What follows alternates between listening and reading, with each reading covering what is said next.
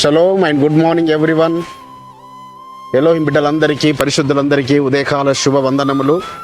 ఈ దిన కృపావాక్యము చూసుకుందాము. ద్వితీయోపదేశ కాండము 7వ అధ్యాయము 14వ వచనము. Deuteronomy 7th chapter 14th verse. సమస్త జనముల కంటే ఎక్కువగా నీవు ఆశీర్వదింపబడదువు.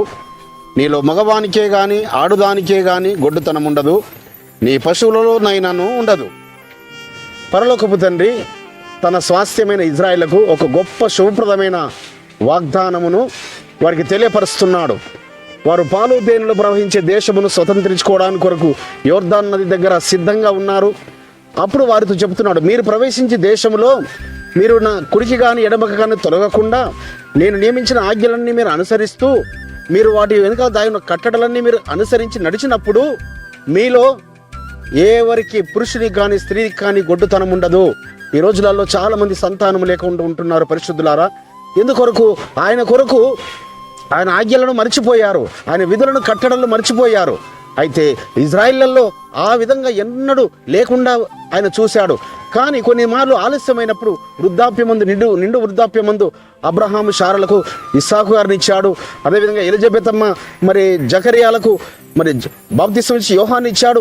ఈ విధంగా అనేకుల ఎడల పరిశుద్ధుల ఎడల పరమతండ్రి కృప చూపాడు. అదేవిధంగా మీ పంటలోను మీ ఫలవృక్షములలోను ప్రతిదానిలో కూడా మిమ్మల్ని ఆశీర్వదిస్తాను, మిమ్మల్ని దీవిస్తాను అని ఒక మంచి వాగ్దానం ఇస్తున్నాడు.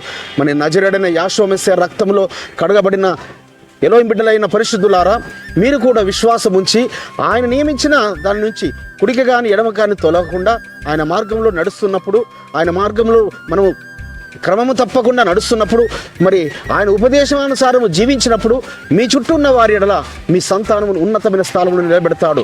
మీ యొక్క గర్భఫలమును దీవిస్తాడు, మీ చేతి పనులను ఆశీర్వదిస్తాడు, మీ పంటలను కూడా ఆశీర్వదిస్తాడు. పరిశుద్ధులారా, మీ యొక్క ప్రతి పనిని మీరు చేసే ప్రతి ప్రయత్నంలో మీ పిల్లలను ఉన్నతమైన స్థానంలో, మన పిల్లలను ఆయన ఉన్నత స్థానంలో నిలబెట్ట శక్తిమంతుడు, సమర్థుడు. కాబట్టి మనలో ఎంత మాత్రం గొడ్డుతనం లేకుండా గర్భఫలం నుంచి ఆశపడేస్తున్న బిడ్డలకు గర్భఫలమునిచ్చి ఆయన దీవించి ఆశీర్వదించునుగాక. ప్రార్థన చేసుకుందాం. పరిశుద్ధుడైన తండ్రి, అబ్రహాం, ఇస్సాకు, యాకోబులు ఎలోహిం, భూమి ఆకాశం కలుగజేసిన సృష్టికర్త, మీ ఘనమైన నామమునకు స్తుతులు స్తోత్రములు చెల్లిస్తున్నాం నాయన. మా పితరులైన ఇజ్రాయిళ్లకు మోషే గారి ద్వారా మీరు వాగ్దానం ఇస్తున్నారు నాయన. మీరు ప్రవేశించే దేశమందు మీ చేతి పనులను ఆశీర్వదిస్తాను, మీ పంటలను ఆశీర్వదిస్తాను, మీ ఫలవృక్షమును ఆశీర్వదిస్తాను, మీ పశువులలో కానీ మీ యొక్క మగవాడికి ఆడదానికి గొడ్డుతనం లేకుండా సహాయం చేస్తానన్నారు.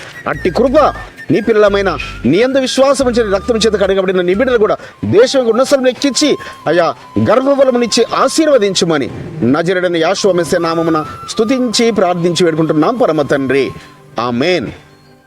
మన రక్షకుడును విమోచకుడును నజరేయుడైన యెహోవా మెస్సియా దివ్య సన్నిధి నుంచి మీకును మీ కుటుంబాలకును శాంతి, సమాధానము, కృపయు మెండుగా కలుగునుగాక. ఆమేన్.